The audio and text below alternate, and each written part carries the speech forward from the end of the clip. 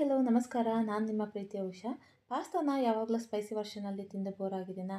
ಹಾಗಾದರೆ ಬನ್ನಿ ಇಲ್ಲಿ ಪಾಸ್ತಾ ಯೂಸ್ ಮಾಡಿಕೊಂಡು ನಾವೊಂದು ಸ್ವೀಟ್ನ ರೆಡಿ ಮಾಡೋಣ. ನಾನು ಇವತ್ತಿನ ವಿಡಿಯೋದಲ್ಲಿ ಪಾಸ್ತಾ ಪಾಯಸನ ಹೇಗೆ ಮಾಡೋದು ಅಂತ ಹೇಳ್ಕೊಡ್ತೀನಿ. ಇದು ಇತ್ತೀಚೆಗೆ ತುಂಬ ವೈರಲ್ ಆಗಿರುವಂಥ ಪಾಯಸ ಆಗಿರುತ್ತೆ. ಹಾಗೆ ಎಲ್ಲ ಮದುವೆ ಮನೆಗಳಲ್ಲೂ ಕಾಮನ್ ಆಗಿರುವಂಥ ಸ್ವೀಟ್ ಆಗಿ ಟೇಸ್ಟ್ ಕೂಡ ಸಖತ್ತಾಗಿರುತ್ತೆ. ಬನ್ನಿ ಹೇಗೆ ಮಾಡೋದು ಅಂತ ಹೇಳ್ಕೊಡ್ತೀನಿ.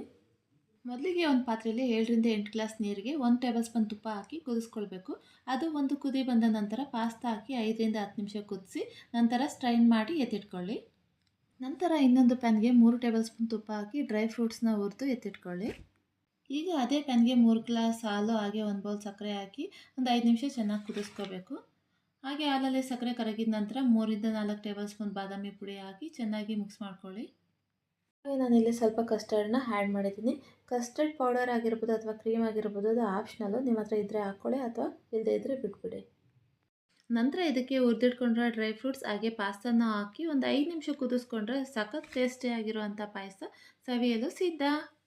ನೋಡಿದ್ರಲ್ಲ ಪಾಸ್ತಾ ಪಾಯಸನ ಎಷ್ಟು ಈಸಿಯಾಗಿ ಮನೆಯಲ್ಲೇ ಮಾಡ್ಬೋದು ಅಂತ. ಸೊ ನೀವು ಕೂಡ ಒಮ್ಮೆ ಟ್ರೈ ಮಾಡಿ ಟೇಸ್ಟ್ ಹೇಗಿತ್ತು ಅಂತ ಕಮೆಂಟ್ ಮಾಡಿ ತಿಳಿಸಿ.